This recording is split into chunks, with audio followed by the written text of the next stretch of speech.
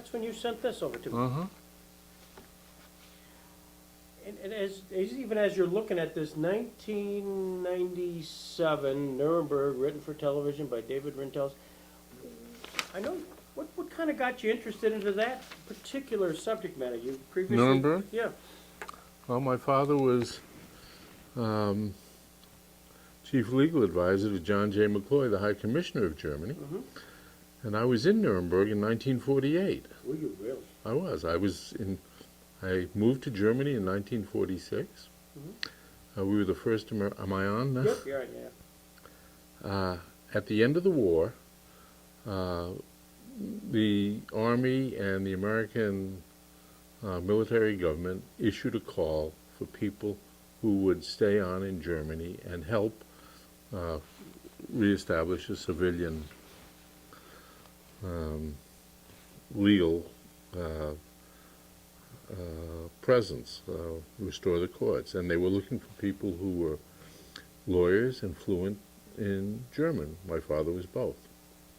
And they made very attractive offers to these people, including raising them up in rank and giving them privileges and agreeing to fly their families over, and I think giving them credit for their Army service and this sort of half and half Army civilian status towards a government pension if they stayed in, and they made it very attractive. So my father did that.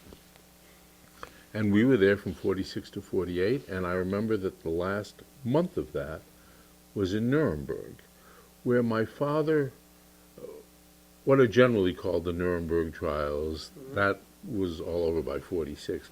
But there were trials that went on in Nuremberg afterwards. There were the denazification trials, and the people who were having their rights restored, trying to have their rights restored. And that's what I believe my father was involved in. But we were only there for a month, and then we came back. And my father stayed over there, and when he returned in 1951, he was married to a German woman by now, and he became a government career, a lifer with the Department of Commerce. And but his time in the military and his time in Germany and his service over there had been very, very important to him, and I had known something about Nuremberg. Also, my uncle, who was a federal judge in Boston, had written an article in the Atlantic Monthly in 1946 or 7, criticizing the Nuremberg trials as ex post facto law, finding them not legitimate, and then thought about it hard, and about a year later wrote another article saying he was wrong.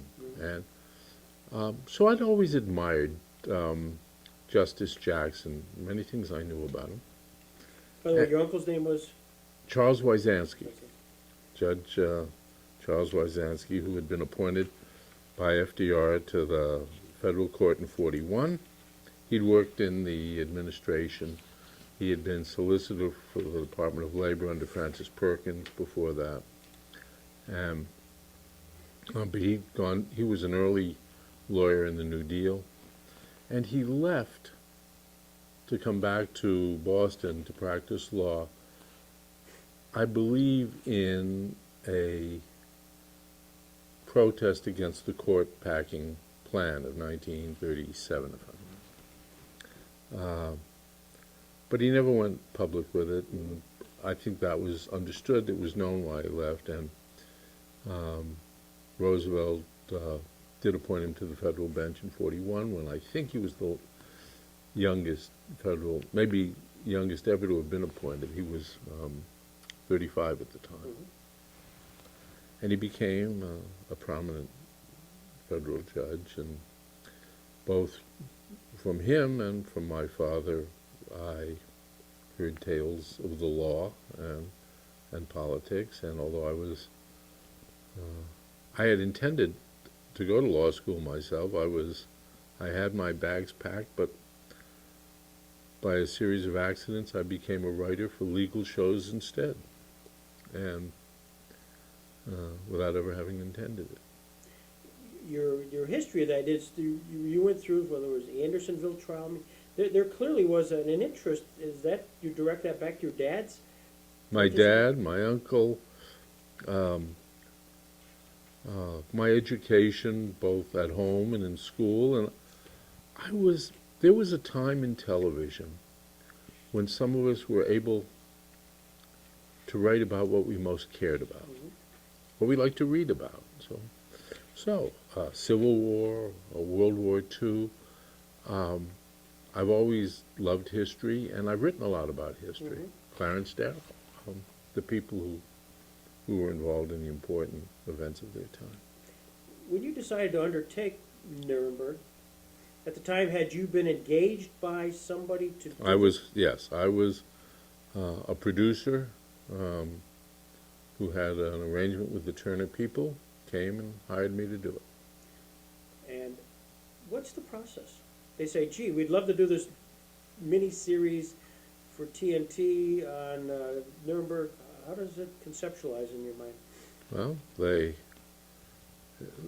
there's the old story that Rogers and Hammerstein used to tell when people would come to them and say, how does it work? Do the words come first or the lyrics come first? And Rogers always said, the check comes first. So I was hired to do it. And after I wrote it, the inevitable process of changes suggested by people whose motives are generally good, but sometimes they want to improve the scripts in ways that the writer is not always comfortable with, and then you get into some tussles and win some and lose some. I lost a very, very important one. I was replaced on this by a writer who added love scenes, and I couldn't get them out. I begged, I pleaded, I went to the people in charge, and they wouldn't take them out. I see, I've got there on the table, the Nuremberg infamy on trial, Joseph Persico. Was that a starting point for you? It was, and then I read the Telford Taylor book, and I love the research process. And I think I read other things as well. I remember reading my uncle's articles in the Atlantic Monthly. But the danger is that the research prevents the writing. Of course, it also makes it possible. And someday you actually have to sit down and start to write the thing. And but when you have material like this, writing is a joy. And Persico wrote a good and accessible account. Telford Taylor account was, in some senses, more technical, more legal, deeper, and I relied on some of his information. And I did go back. I got transcripts, and wherever the material came from, I was. We have a saying in our business that steal from one, it's plagiarism. Steal from everybody, it's research. Well, you nailed it in so many instances, because we've spent a lot of time here on the transcripts, and yet use your movie as an educational tool, because so much of what you portrayed is dead on, and I commend you for that. Romance aside, I mean, I realize that's Hollywood, but it really, you're to be credited from our perspective, and certainly from so many of the Nuremberg prosecutors who have seen that. They said, it really was wonderfully researched and portrayed. So, well, Bud Schulberg, who had his own involvement with the Nuremberg said to me that, except for that damned romance, he liked it. And Ben Kaplan, who recently died, but was a friend of my wife's and mine for some years, many years, I asked him to read the script, and when I wrote it, it had really rather innocuous references to Elsie, and there were references, and at one stage as the plane takes off, she covers his hand with hers. But I did stay clear of anything much more than that, and but Ben thought I didn't even need that, and I wish I hadn't done that, because I think it did give my successor writer a point of departure, which... Mm-hmm. As you were writing this and researching it, what did you learn about Robert Jackson? I've always admired Robert Jackson. I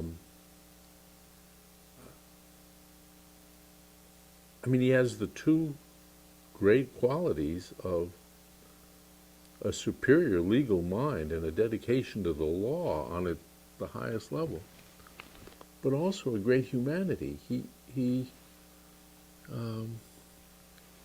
understood people, and he cared about that, and he had a sense of decency and fair play that many would not. I was struck time after time that one of the first things he made clear was, and this was long before a right to counsel had been established in America, these fellas get lawyers. And if they can't pay for them, we'll pay for them. And they get, this was before Xerox, and if they need documents, we'll make them documents. And so he made sure that, and while the world was crying for the blood of these people, Jackson, who did not believe in the death penalty, conducted the trial. But in his address to the court, he did not ask for the death penalty. And that's a man of, he stood by his own principles, and so I think he was a giant. As far as the actor Alec Baldwin, did you get a sense of him portraying Jackson, having probably looked at some old movies and Nuremberg? I only met with Baldwin once. I think only once. He wanted some of the changes involving the romance that I didn't want to do. I kind of in a half-hearted way said, well, maybe let me take a try at it, and that wasn't enough, and I was replaced.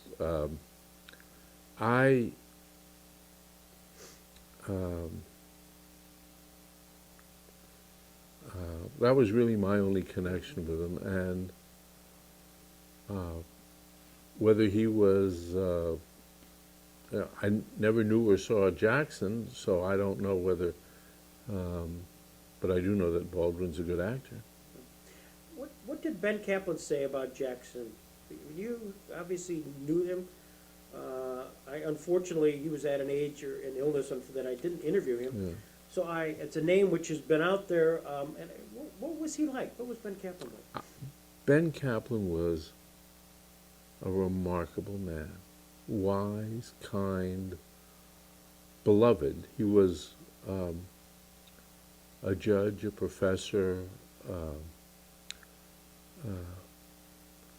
married to a bright and bouncy woman, Felicia Kaplan, who wrote rhyming, witty poetry for the Boston Globe and others. But Ben was a man of legendary quality, rectitude in Boston, but with a grace and a warmth. And hear the expression twinkly-eyed or Mhm. something. He had a warmth and a kindness that was, I knew a lot of people who knew Ben, my uncle, and one of his best friends from Martha's Vineyard, Victor Brudney. They played golf together, and I went along and sometimes swatted at the ball with them. And but everybody who knew Ben Kaplan adored him, loved him, and I learned that from Victor and my uncle too. Did he ever, as he was reading your script, did he comment much on, do you recall any recollections that he had of Jackson, or? I don't. Yeah. You thought you were on the right track? I think so, although he did ask me to take out the references to Elsie, Yeah. which I didn't, Yeah. and wish I had. You really have an incredible, continue to have an incredible career. Do you find, if you had to do with 3 Emmys and all the awards, I mean, I was reading this again today and think, my God. But if you had to do it all over again, would you do anything differently? Is there a David Rintels direction you'd like to have done differently?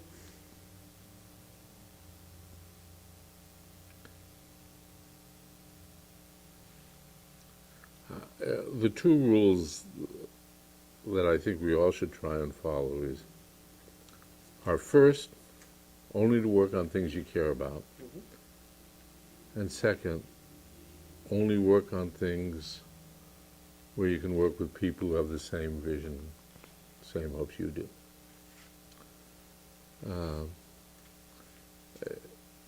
It's not always easy and possible to do that, and I have not always been true to myself on that, and that's where I get in trouble, when I take on a project that I've got misgivings about, and I've done that, and or where I've worked with people whose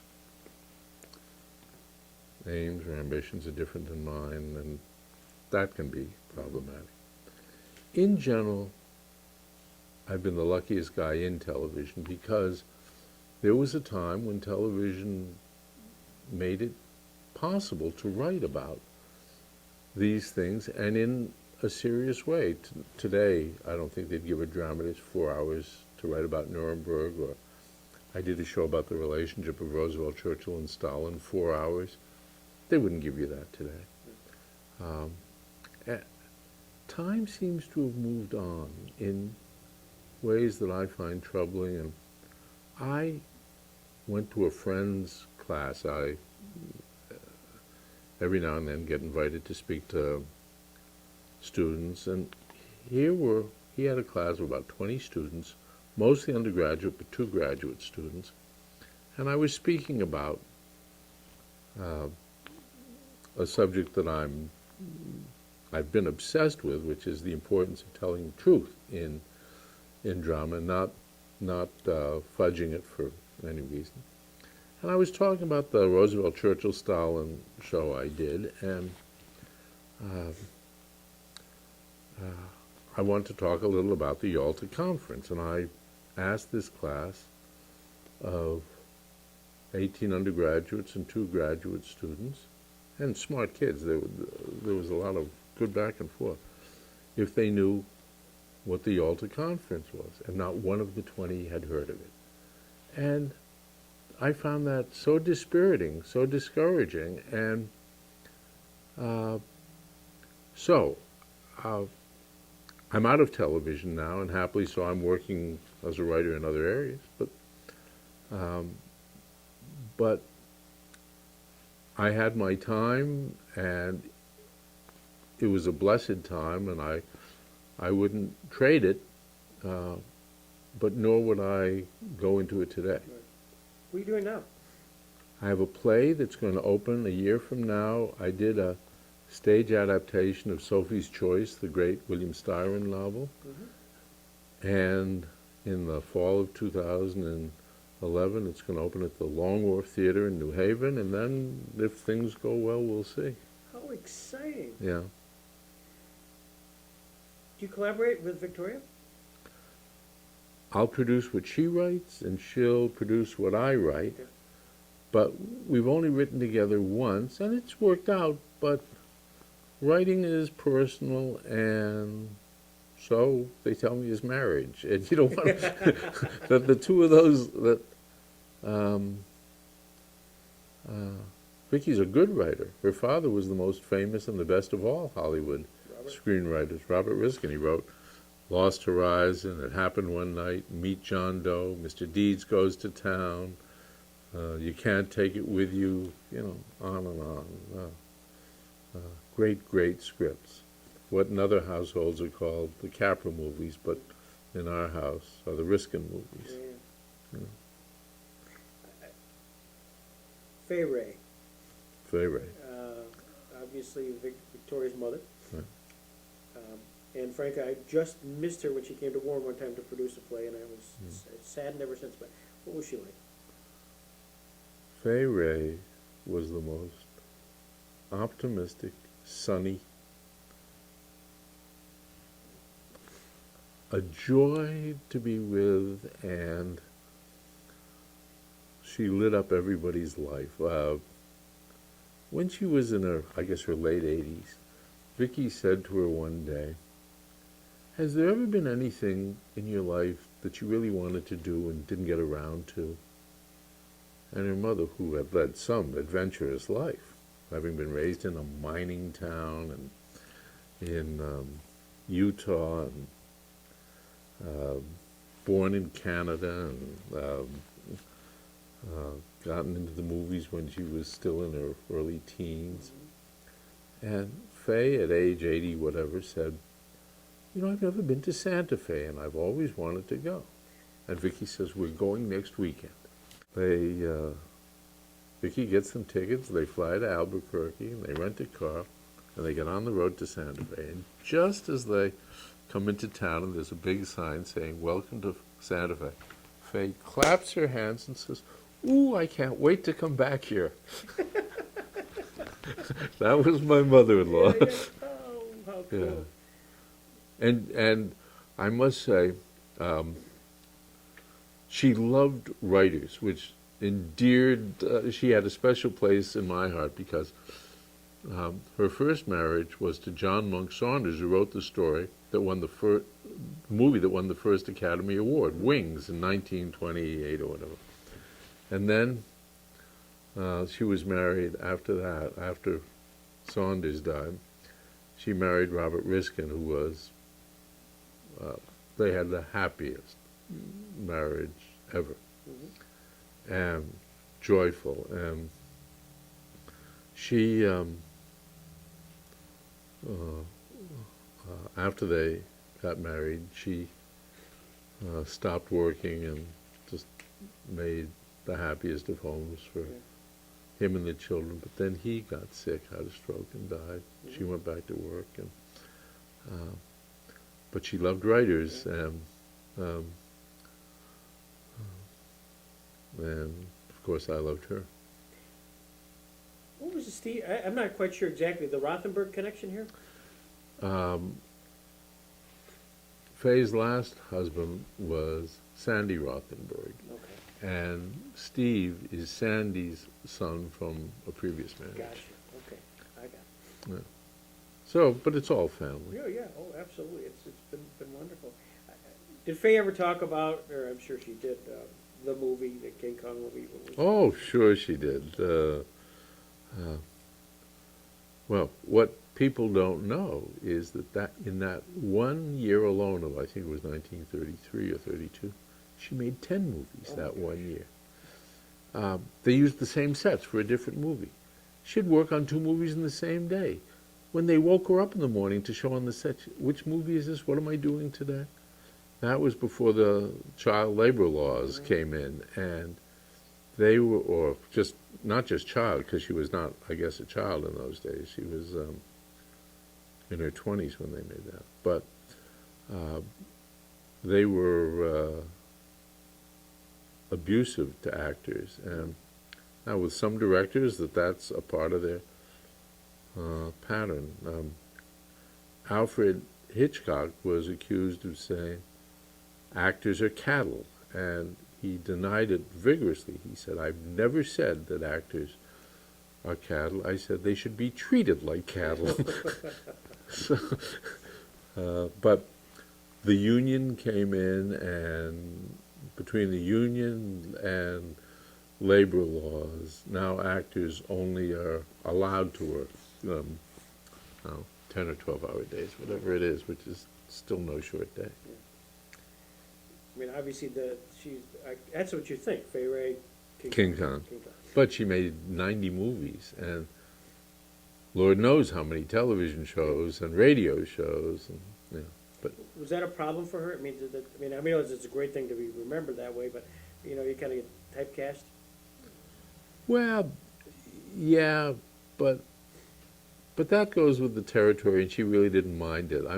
Because if it hadn't been for King Kong, who knows how well she would, or by what she would have been remembered. And she did tell great stories about it, how I think it was Marion C. Cooper, who directed, came to her and said, "I have a movie for you opposite the tallest, darkest, strongest leading man in Hollywood." Little did she know. Yeah, Yeah, my God. yeah.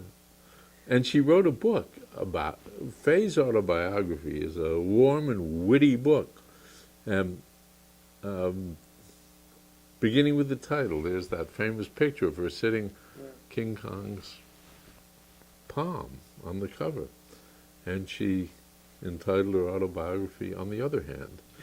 So, Oh gosh. yeah. Well, now And she was a playwright. She wrote a play herself about her youth. She co-authored a play with Sinclair Lewis, who I think was in love with her. Yeah. As you reflect back on your career, when you think about Season on the Brink and Nuremberg, I don't think about Season on the Brink. You don't? No. See, that was another ghastly experience. Then that's not. Andersonville, Yeah. Clarence Darrow. Is there a theme that you have other than the historical theme that you like to get across to audiences that this is, I've always wanted to project this as David Rintels? The kinds of stories that I think I'm drawn to involve people fighting for principle. Mm-hmm. And I see that happen a lot, whether it's Robert Jackson Nuremberg or Clarence Darrow or a show I was proud of, Gideon's Trumpet. Yeah. Yeah. And, sometimes they're the underdog. I did a television movie about Sakharov with Jason Robards. People fighting for principle is a theme I think, without intending it to, I've come back to. But in the 31 years I've been married, I have learned more about writing about people and focus less on ideas. As Pope said, the proper study of man is man, and that may be politically incorrect in terms of gender, but people are the most interesting thing to write about, and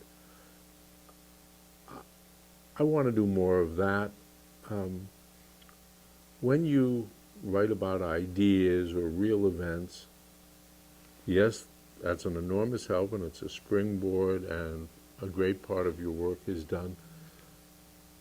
But it's less creative than inventing a character from scratch or taking a human situation in which you have to understand from the ground up. So maybe in whatever plays I have left, I'll try and do more, putting the characters first. Going back to your dad, and your dad was with McCloy, and McCloy during that 49, 50, 51 time period was involved in some critical decisions in Germany with regards to the Nuremberg defendants and those who were convicted. Did your dad talk about that at all? Because No, not with me. When my mother and sister and I came back from Germany in '48, one of the reasons we had gone over there was my parents had been apart during the war years, except for the occasional 2-week furlough. And they wanted to see what kind of marriage they had left. And it turned out that they decided not to stay married. So I lived with my mother in the Boston area, and I would see my dad only a couple of weeks a year. I'd go and stay with him in Northern Virginia. And I don't remember talking to him about that very much. But over the years, we talked more, and my last connection with him was he was on a cruise around the world, and this would be 1996, I think, when I was 7, when I was writing the Nuremberg script, and he knew I was writing it, and I knew he was curious about it, and I had it couriered or messengered in some unusual way to him on the ship. And he read it, and the last letter I ever got from was about the script and how much he liked it. And then he never came back from the cruise. So he had advised me about the law and about history and politics, all of which he loved and knew a great deal about. And really going back to when I was in college, he sent me a letter about my college undergraduate honors thesis, which I cribbed practically word for word as an introduction to my thesis. And but I know that he liked the script on Nuremberg and thought it did well, and but he did not live to see the show. What do you think of McCloy? I don't have any first-hand memory. I used him as a character in a show I did called Day One about the development of the A-bomb, and he was an advisor to Truman at that time, back in Washington. And when I was in the Holocaust Museum, I saw the famous letter in which he went on record as saying, "Don't bomb the rail lines to Auschwitz," which has caused some controversy.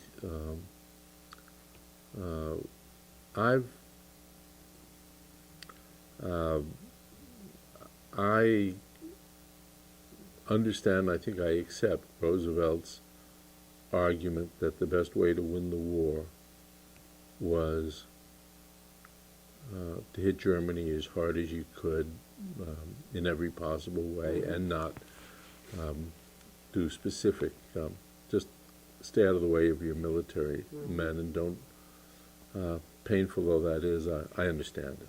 Yeah. What's the legacy of this Nuremberg film, as far as you're concerned? It won a lot of acclaim, and it gets, it's certainly been used here. Peter Sussman, you connected me to. I don't know if I ever got back to you, but I did talk to him, and he ultimately sent me a bunch of artifacts from the. Really? Oh, yeah, and tons of movies, and so we have a lot of the Wonderful, stuff from the film. wonderful. So yeah, so it was a good connect, thank you. I'm delighted about that. With the single exception I've referred to, I like the movie and hope that it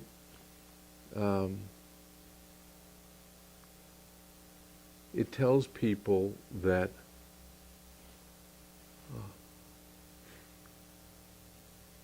enough good people wanting to do the right thing and willing to devote the time and energy and intellect to do it can make a tremendous difference. Without Nuremberg and the Nuremberg principles that Robert Jackson and his colleagues established, we would not have the Kosovo and Rwanda and the Charles Taylor and Milosevic and all those trials. And it made possible the collective responsibility for dealing with large evil, even if it wasn't happening in your own country. It made the world responsible. That's really the legacy of the Nuremberg trials to me. And if the movie helps people understand that, that's not a bad legacy. If they can draw the connection between what Robert Jackson and his colleagues did at Nuremberg and what the International Criminal Court is doing.